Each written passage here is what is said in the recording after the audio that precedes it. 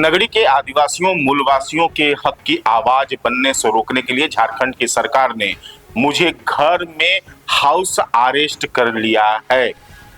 ये ट्वीट करके पूर्व मुख्यमंत्री चंपई सोरेन ने पूरे झारखंड के राजनीतिक हलकों में हलचल मचाकर रख दी है। चंपई सोरेन ने बता दिया है कि 24 अगस्त को नगरी जमीन बचाओ संघर्ष समिति द्वारा जो आंदोलन का ऐलान हुआ है, जमा होने के लिए बड़े रैली के जो आयोजन किया गया था नगरी में, जहां प्रस्तावित रिम्स 2 का निर्माण किया जाना है, उसके रोकने के लिए अगुवाई करने वाले पूर्व मुख्यमंत्री चंपई सोरेन को अरेस्ट कर लिया गया है। उनके साथ साथ कई आदिवासी समाज के नेताओं को, कार्यकर्ताओं को पुलिस ने हिरासत में लिया है। हर जगह बैरिकेडिंग लगाई गई है। जितने जो रैली में जमा हो रहे हैं, तरह अन्य जगहों से आने वाले लोगों को पुलिस रोक रही है। वहां पर एसडीओ उत्कर्ष कुमार जो नगरी के एसडीओ हैं, उन्होंने धारा 144 लगाकर निषेधाज्ञा लागू किया है, जहां पर 5 से अधिक लोग जमा नहीं हो सकते हैं। शस्त्र अस्त्र का इस्तेमाल, यहाँ तक कि जो परंपरागत जो झारखंड का जो शस्त्र है, जो लोग तीर धनुष अन्य लेकर चलते हैं, उनको भी लेकर के चलने से मनाही कर दी गई है। इसके अलावा ध्वनि विस्तारक यंत्र या किसी भी तरह का आप उपयोग नहीं कर सकते हैं। गौर करने वाली बात है कि आदिवासी समाज ने इस पूरे घटनाक्रम को अपनी अस्मिता से और भू अधिकार से जोड़ करके और विरोध के स्वर बुलंद कर दिए हैं। 24 अगस्त को जो प्रस्तावित नगरी जमीन बचाओ संघर्ष समिति का जो तैयारी है, वो अब देखने वाली बात है कि कार्यकर्ताओं का हालांकि रुकने का सिलसिला थम नहीं रहा है। लगातार उस ओर कार्यकर्ता काफी संख्या में बढ़ रहे हैं।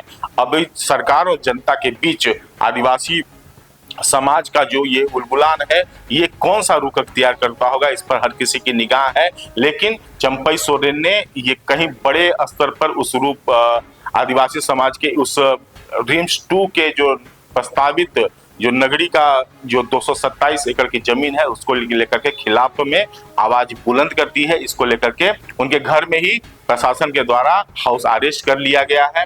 गौर करने वाली बात है कि ये 2013 से इसकी भूमि अधिग्रहण की बात चल रही थी। वहां पर रिम्स 2 यानी कि जो झारखंड का सबसे बड़ा संस्थान है, उसके निर्माण दूसरे प्रारूप के निर्माण को लेकर के नगरी के 227 एकड़ की भूमि अधिग्रहण करने के बाद वहां पर स्थानीय जो रैयत है, आदिवासी समाज है, उसका कहना है ये भूमि कृषि योग्य भूमि है।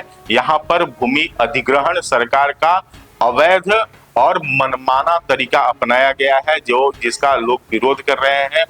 वहां पर पिछले 4 महीनों से इसके लेकर के आंदोलन तेज हो गए हैं। ये आंदोलन तब से शुरू हुआ है जब से कृषि के लिए रैयतों को रोका जा रहा है, और उसके साथ वहां पर जो जमीन है उसकी कांटेदार तार से घेराबंदी की गई है।